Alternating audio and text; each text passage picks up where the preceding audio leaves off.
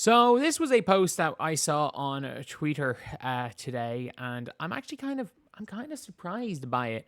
And I'm not the biggest fan of seeing this post. I can't lie, I'm not the biggest fan. I'll explain why in a minute. But this isn't the post that I mind. Amber Cox saying I love this team, perfect, absolutely perfect.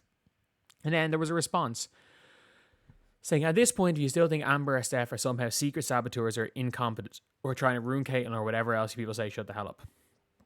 Neither are above reproach and both have made mistakes, I'm sure they would first say. The job they both done this year, you can't say enough. They had to scrap they had to go to scrap heap over and over. And those players off the scrap heap that literally any other team could have signed any time, now they're in the final four teams left. Like, I think Stephanie White's a fucking miracle worker. Like, I think Stephanie White's a miracle worker. Like, I mean that. I actually mean that. Like, I think Stephanie White is a miracle worker. I think Amber Cox and Kelly Krauskopf did a really poor job in their off-season recruiting. I think that they signed Hollywood names. I think there's a lot of things to criticize them for, but I don't think anyone can deny that having made the Final Four, that even their biggest skeptics, even the biggest, like, why did they not just tank? They're in the Final Four, and they're facing a beatable Aces team. They are not out of playoffs. They didn't get swept. They're not in Cancun. Like, regardless of what you want to say, like, you've got to, anyone who's on the side of tank, or, what's this team doing? Why are they, instead of going down 6 spots in the draft just to get swept, they not only didn't get swept, they fucking won. And they were one possession of facing the Seattle Storm in the semifinals. So, look, we got to give credit where credit's due. This Indiana Fever team does not know how to give up, and Stephanie White's a miracle worker. Shout out Kelsey Mitchell. Shout out Lexi Hull. And even when she's getting absolutely cooked, is still going to put in the effort. Shout out Aaliyah Boston, who's still going to have a solid all-around game, even against Bree Jones, who's a really tough matchup for her. Like, what the Indiana Fever did yesterday was exceptional. But I never bought into the narrative of... I think the narrative... Like, these teams want to win. They absolutely want to win.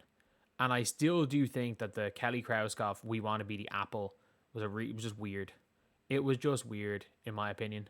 I think there were a lot of kind of weird things that happened with the Indiana Fever just all around. But at the same time, look, it's a good win. It's a really, really good win, and they've done, no matter what the criticisms are there, you win. Like, if you win, you win. If you win, you win. And if you're successful, you're successful. Even if decisions seem weird in hindsight, you know what? Like, you win a best of 3 playoff series, everyone forgets about it. You go and win a best of 5 playoff series, you can be sub 500. You can be 500 like 2021 Chicago Sky. You're still fucking champions. But Amber Cox responded to this post right here. And this is something I really don't like. I really, really don't like. And this is Amber Cox saying, I see all of it, the good and the bad, and I've got no issue with any of it. I can take it. At the end of the day, all the opinions and chatter mean people are invested and passionate about this team. Go Fever, on to the semis. I don't like. I see all of it. I don't like that. If you are involved in sports, you should not be on social media. You absolutely should not be on social media, because I don't really read comments anymore. I don't really read comments, because I know, like, how bad it can get. I don't read replies to half the tweets. I tweet into the void. I give my opinions, and I'll also retract my opinions when new evidence is there, and you know what? I'm wrong. Especially when you're making hot takes on basketball. If you're wrong 50% of the time, you're probably in the upper echelon of hot take artists. But at the end of the day, I don't like that she says she sees the good and the bad. Because at the end of the day, the way the fans think about her is irrelevant to this team.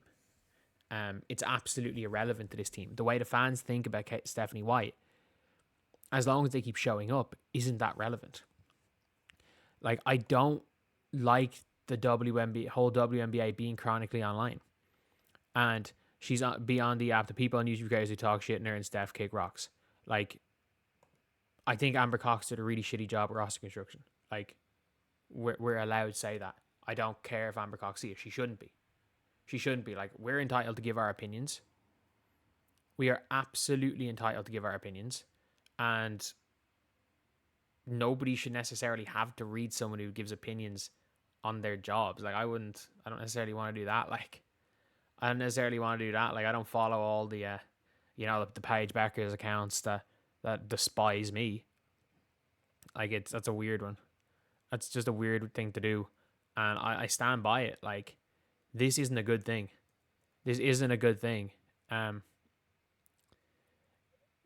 Love's response is confidently also politely telling people to shut the F up. And it's like, no, like the vibes are immaculate. The vibes are immaculate. The locker room's unbelievable. The players love each other. Like, I've said it a while, and I'm like, you know what? The power of friendship doesn't win championships. I might be fucking wrong. Like, I might be wrong. Like, I might actually be wrong. The power of friendship might be talent. The power of friendship actually might be talent. I'm in shock. I'm in shock. The fucking power of friendship might be talent. Like how we can fuck up the free agency in a way, to an extent. We can give up a number 8 pick when I don't think we needed to give up that number 8 pick to get Sophie Cunningham in. I think we could have given up something else other than that 8 pick to get Sophie Cunningham in. Didn't play KK Timpson for like the whole year. Bree Turner. We got rid of Temmie for Bree Turner, and Bree Turner suddenly a key part of the playoffs. Like I genuinely don't know if these things are happy accidents or what from them. But you know what? Does it matter? Does it matter, Amber Cox? You can victory lap right now. You can victory lap right now. You mean our invest in CC, try trading her and see what happens. I did not expect this. Where it's like, I don't mind the clapback. She's bringing back Howard starting to 4. I hope the win's worth it. That's one of the problems, is that, like, I think that winning one game last night, that Aaliyah Boston basket may have been the Eric Ten Hag winning the FA Cup moment. It may have been the Roberto Martinez winning the Champions League. It may have been that moment that you can victory lap and say, yes, everything's been good. Because if the Fever run it back, they're not winning. But maybe they are. Maybe they fucking are. Just maybe they are. Maybe they run it back and they win. Maybe turning Caitlin Clark into Timu Paige Bueckers and making her the 19th best player in this league is going to win you a championship. Maybe it is. Maybe I'm wrong. At this stage, I'm willing to admit that I might be completely off base. And I'm allowed to be completely off base. Like, Stephanie White, you're a fucking miracle worker. Like, I don't care. Drag teams down to your level all you want. All you want. You can do that all you want. I don't care. Make it a gritty game, because this team are fucking ballsy. This team are tough. Maybe they're not physically tough, but they are mentally tough. And mental toughness is so important in the playoffs. I think this team's more mentally tough than the Aces. The Aces are playing the Fever. I think the Aces walk the Dream, because the Dream are expected to be a good team. I think the Aces expect to sweep the Fever, and there's no team that's been better at winning games they're not meant to win than the Fever. Like, I still stand by this. Someone said, do you actually think you did a great job? You put mediocrity put Stephanie White to a position, not for her coaching. We would have been swept. Better don't bring back those old players next season. Choose not to call names. Where it's like, Natasha Howard's coming back. Like, they won. They're probably going to double down. Natasha Howard's probably coming back. The only thing is, like, Natasha Howard can absolutely come back. But come back on a freaking mid-tier contract and sign 2 max players.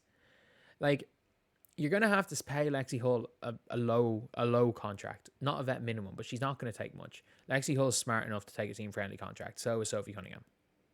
They're both smart enough to take team-friendly contracts. Pay Kelsey Mitchell the max. Like, if they go and pay Natasha Howard the max again and go with 11 players, like, I mean, the way the Indiana Fever have adapted has been crazy. The way they've dealt with adversity has been crazy. The way they've dealt with everything has been absolutely crazy. And to that, you got to give credit, you know, outside of Dewana Bonner, the personalities the Fever have brought in have been unbelievable. And they have brought in players fighting for their lives on those hardship deals. They brought in players that absolutely want to be there and absolutely want to win. And I got to give credit to Kelly Krauskop and Amber Cox for that. I still think keeping Dantas for Temmie's dumb as fuck. I still think how they dealt with the DeWanna Bonner situation. I think they should have. I don't care that DeWanna Bonner's a vet. I think they should have made a bigger stink about it. I think they absolutely should have said, okay, you're either playing and you're practicing with this team or we're not paying you. And it's like, we're looking for a trade. If we can't find a trade for you by the deadline, we'll buy you out. If we can't find a trade for you by trade deadline, then we'll buy you out. But right now, we're not paying you if you sit out. Because then, if you get a doctor to fake you an injury, we can bring in a hardship. We can bring in a hardship, but we'll cut you at the trade deadline. But we are not paying you. We are not paying you unless you play or at least practice. And if suddenly that's happening, I think they dealt with the DeWanna Bonner situation terribly. I think they did a poor job in free agency bringing in basketball players. I think they brought in the right personalities. I think they went slow and old, which is actually working out right now because they're looking like the damn 0-1 Sixers around Kelsey Mitchell as Iverson. But I still don't think that's going to win them a championship with Caitlin Clark there. I don't. But at the end of the day, look, they won. They can victory lap. And I don't like the fact that she's looking at stuff. I don't think anyone's opinion should change now that Amber Cox, they know that Amber Cox for a fact is watching stuff online. I don't see how you can see all the discourse online about, you can read all the discourse online about your job and what you're doing and not be swayed. Because everyone that I know, again, I'm in social media. I've been doing this for the last 10 years. Everybody I know that is chronically reading their comment section, chronically looking up stuff about themselves online. They allow what's written online to completely sway what their decision making is, rather than ignoring it, pretend it doesn't exist, and make your own decisions. And I'm not saying she has. I'm not saying she's done that. I'm saying that is a common symptom of being chronically online in a job that people comment on. So, yeah, I don't like that. I don't like the fact that she's seeing it. Because if she's seeing it, then that means that the Indiana Fever are not going on a full-out zero dark 30 social media ban like they should be. But anyway, yeah. I'll see you guys.